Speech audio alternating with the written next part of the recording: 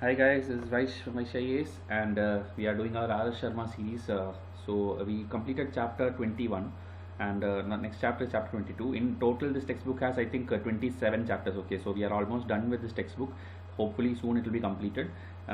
Please watch it in order because it's written in the form of timeline. It is not a randomly ordered textbook. It is fully in a correct order of the dynasties which occurred. Okay, so it's important you learn it in order. Always it's like history, you have to learn it in order. Okay, whichever, whether it's my spectrum series or whether it is Satish Chandra series, anything, you have to watch it in order. Okay, then about the test series, queries have been coming in because I gave my WhatsApp number now. The queries have increased and it's much more comfortable for me to reply to you and help you in your preparation. Okay, so please make use of this availability, whatever is given, shared on the screen. Or if it's like directly for enrollment and the payment details, which we have not mentioned in our videos, you can email us at this vyshupsc@gmail.com. Okay, so both places I will be personally replying to you. So please drop an email or WhatsApp me for your queries. Okay, so we'll start with the chapter Harsha and his dynasty. Okay, so this chapter number 22. So Harsha's kingdom, the Guptas with their seat of power in Uttar Pradesh and Bihar ruled over north and western India for about 160 years. Okay, this is what we discussed all these chapters. Okay, now till the middle of the 6th century AD. So this is about Gupta. Then North India again split up into several kingdoms. The White Honas established their supremacy over Kashmir, Punjab and western India from about AD 500 onwards. Okay, so this is the split up which is happening and the new kings or dynasties which is coming up. So this decline of Gupta and all we have already discussed. Okay, North and Western India passed under the control of about half a dozen feudatories who parceled out Gupta empire among themselves. So these people, these feudatories, they were like again dividing this among themselves. Okay, this is actually one common reason which you can tell for any dynasty. Okay, whenever a dynasty is coming to end, what would have happened is the kings would have been like giving lot of land grants or some administrative officers, or they would become more powerful and finally they will carve out their own kingdoms. So that is how the big dynasties have come to an end. Okay, any dynasty which you take, ancient or medieval, this thing will be there. Okay, now gradually one of these dynasties ruling at Thaneshwar in Haryana extended its authority over all the other feudatories. The ruler who brought it was Harshavardhana, AD 606 to 647. So this is timeline. And if you see, I told you about feudatories and different kingdoms. So this person, he merged all these things into one under him. Okay, so that is why he is very important. He is not just one of the ruler among them, he is the most powerful among them. Now Harsha made Kannauj the seat of his power and therefrom extended his authority in all directions. During this period, Patliputra fell on bad days and Kannauj came in the forefront. So his capital now becomes in the forefront. So how did this happen? Patliputra owed its power and importance to trade and commerce and the widespread use of money. Tolls could be collected from the traders who came to the city from the east, west, north and south by means of 4 rivers. So they are telling how this is important. Okay, how the one place is going down and another place is coming up. So Patliputra's importance is because of this thing, the location. Okay, the different, it is like in the confluence of lot of rivers, and so a toll could be collected. But once money became scarce, trade declined and officers and soldiers began to be paid through land grants. The city lost its importance. Power shifted to military camps. Okay, Skandavara. So this is one term. I think it's not yet asked, so you can make a note. This Skandavaras means military camps. Okay, so this power shifted to the military camps. So money got over, land grants began, and power shifted. And places of strategic importance which dominated long stretch of land acquired prominence. To this class belonged Kannauj. So that is why Kannauj now became important. Okay, they are telling how Patliputra's importance was lost and how Kannauj came in the forefront. Now situated in Farrukhabad district of Uttar Pradesh, it shot up into political prominence from the second half of the 6th century. Its emergence as a center of political power from Harsha onwards typifies the advent of the feudal age in North India, just as Patliputra largely represented the pre-feudal order. So they are telling again the same thing, pre and post. Okay. Now fortification of places in the plains was far more difficult, but Kannauj was situated on an elevated area which was easily fortifiable. So again one more difference. Okay, because one is in the plains and one is on the hills, the fortification is different. Okay, now located right in the middle of the Doab means 2 rivers, it was well fortified in the 7th century. So to exercise control over both the eastern and western wings of the Doab, soldiers could be moved by both land and water routes. So it's like not only water, land routes and water routes both are there. The early history of this can be a question. Okay, for GS1, these people UPSC used to ask these kind of things. Why is Panipat important, or why is Gandhiji important? They take one place or one personality and they simply ask a 10 marker. So you should know like how Kannauj came over Patliputra. Okay, it's a very potential question in GS1. the early history of Harsha's reign is reconstructed from a Sanskrit of Banabhatta, who was his court poet and who wrote a book called Harsha Charita. Okay, so this court poet is also again very, very important for prelims. Okay, we actually have a revision chart itself where 10 rulers and the 10 the court poet is there in a table format. Whoever is enrolled to a prelims would have already got it.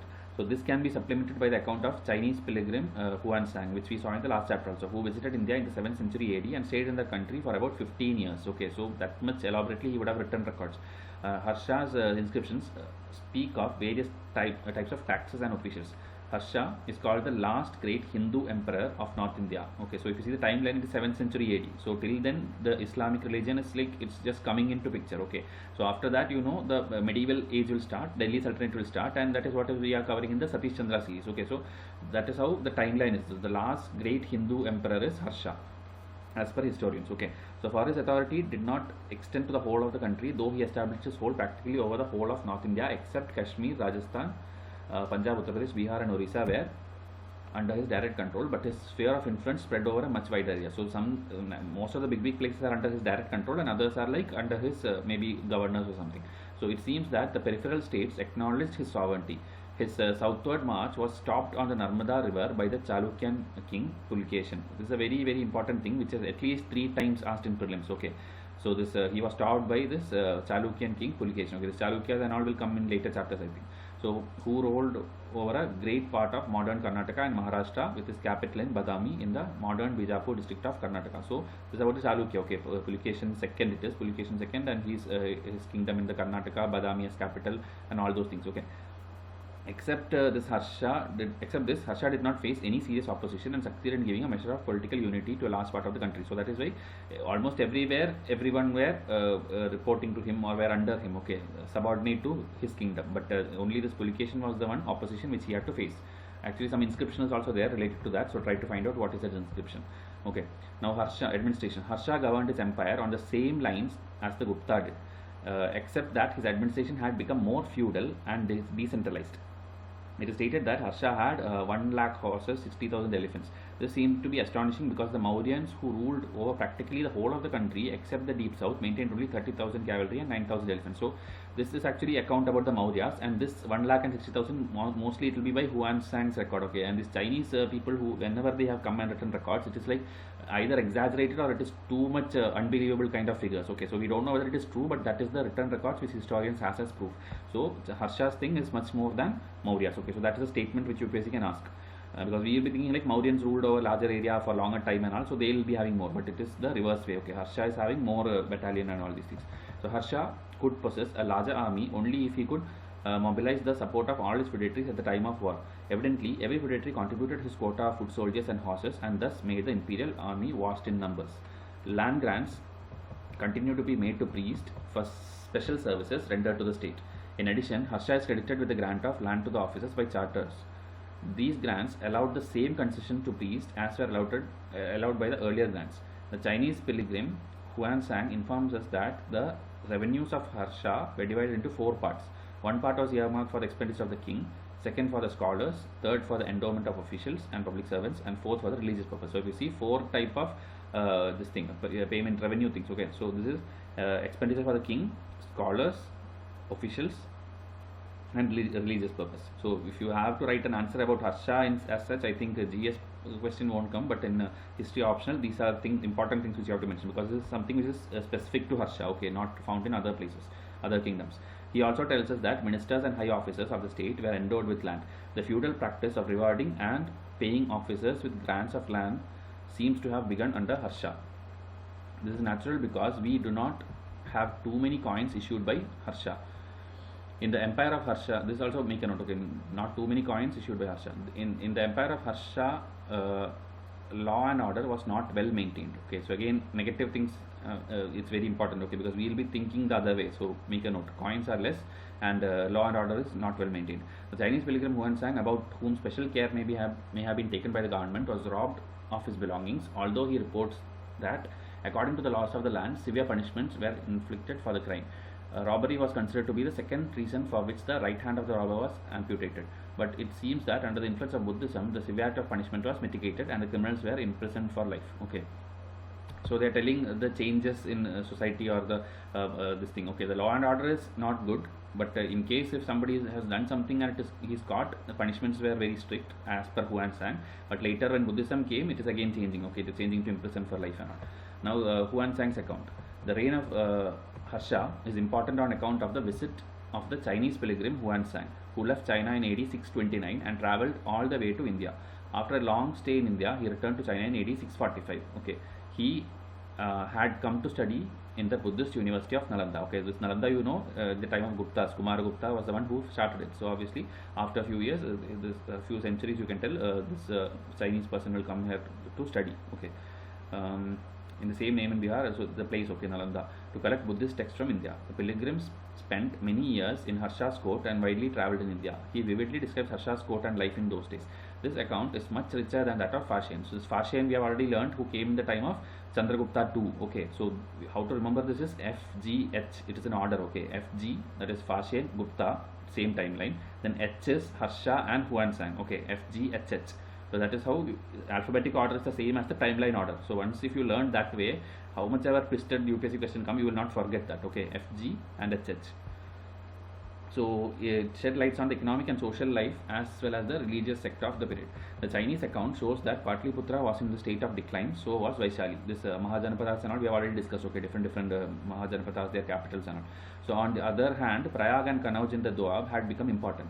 The Brahmanas and Kshatriyas are reported to have led a simple life, but the nobles and priests had a luxurious life. Okay, so this is what is as per Huan Sang's account. Okay, this also can be a direct question like how did Huan Sang describe Harsha's kingdom? Okay, Huan Sang calls the Shudras agriculturalist, which is significant. In the earlier text, they are represented as serving the three higher varnas. So that is one very important difference. Okay, in all the other earlier timeline or earlier writings and all, what we find is this Shudras are considered as downtrodden and serving the other three varnas. But in Huan Sang's account, the Shudra is considered as a separate professional class itself, agriculturalist. Okay, so that you should know. The Chinese pilgrim takes notice of untouchables such as scavengers, executioners. So there is another class of untouchables also, such as scavengers and executioners. They lived outside the villages and took garlic and onion. The untouchables announced their entry into the town by shouting loudly so that the people might keep away from them. Okay, so that much prevalent was this thing, untouchability. Okay, it was very serious at the time of Harsha. Because UPSC can make a statement, okay, like it was a very peaceful society, or like it was like well maintained, law and order was maintained properly, there is no robbery, there is a efficient spy system. These are all things which were there in actually in the Mauryans time, I think. But in Harsha's, it's all negative. Okay. Now Buddhism and Nalanda. The Buddhists were divided into 18 sects in the time of the Chinese pilgrim. The old centers of Buddhism had fallen on bad days. The most famous center was Nalanda, which maintained a great Buddhist university meant for Buddhist monks. It is said to have had as many as 10,000 students, all monks.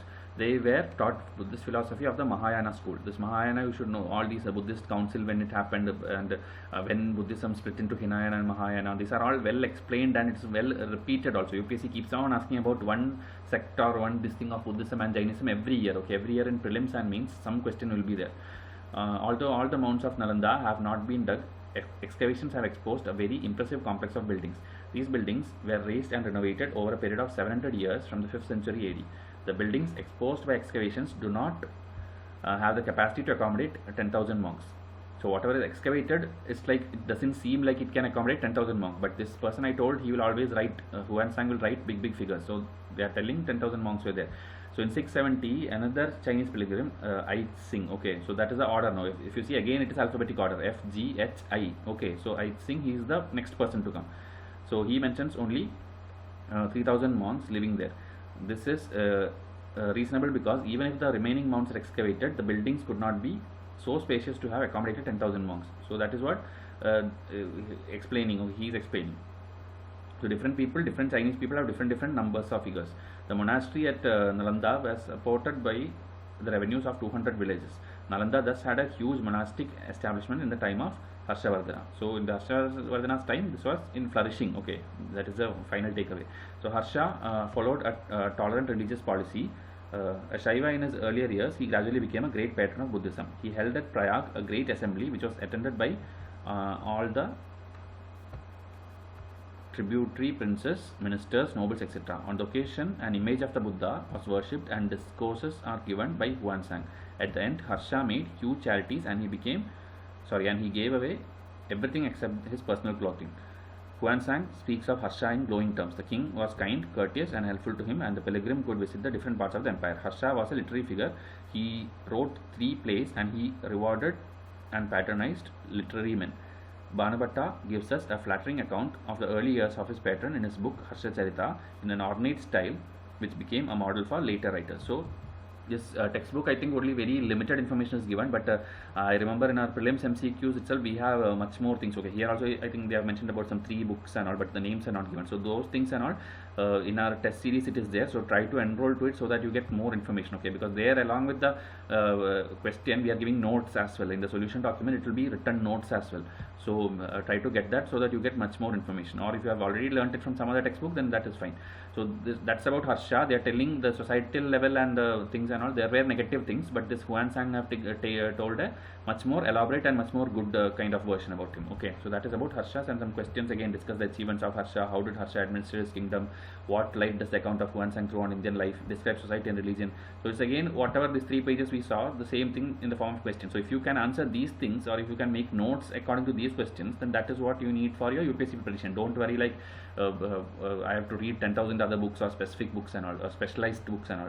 This NCERT's SHARMA, Satish, Chandra spectrum, this is all you need for basic knowledge. And how much ever you learn, UPSC is an exam where they can still make a question which you cannot answer. Okay, that is the dynamism of UPSC. So don't worry about that. That will be you can overcome that when you practice answer writing. So try to enroll to any test series. If ours you find it good, you join ours, else join anything, but please write answers, and before December or January you should have written at least 200-300 answers covering the entire syllabus of UPSC, else your preparation is in a wrong track. That I can assure you. Okay, everyone has this misconception that we'll keep learning for prelims. I'll clear my prelims first and then I'll focus on mains, or I will learn the complete syllabus and then only start answer writing. These are all the things which are repeatedly making students to fail every year. Okay, you should know about UPSC that 10 lakh people are applying and only 100 people in a year can become an IAS. Okay, so what is the ratio? It is like 0.01% people will clear. So why? Because those people who cleared, okay, that 100 people have did all these things which I am telling you now. They have written answers, they have completed the syllabus much ahead of prelims, they know everything even before prelims. Okay, they are ready for their interview itself even before the prelims date. That is the level of preparation you need. Don't think you have time till 1 year. Only in 6-7 months, if you can complete everything at this pace, at this quality, then you are actual UPSC aspirant or UPSC material, I can tell you. Okay, so hope you will think over it and then decide about your preparation strategy of how it is going on and change accordingly. Okay, so I'll come with the next chapter soon. Till then, thank you. Enjoy your learning. Have a nice day.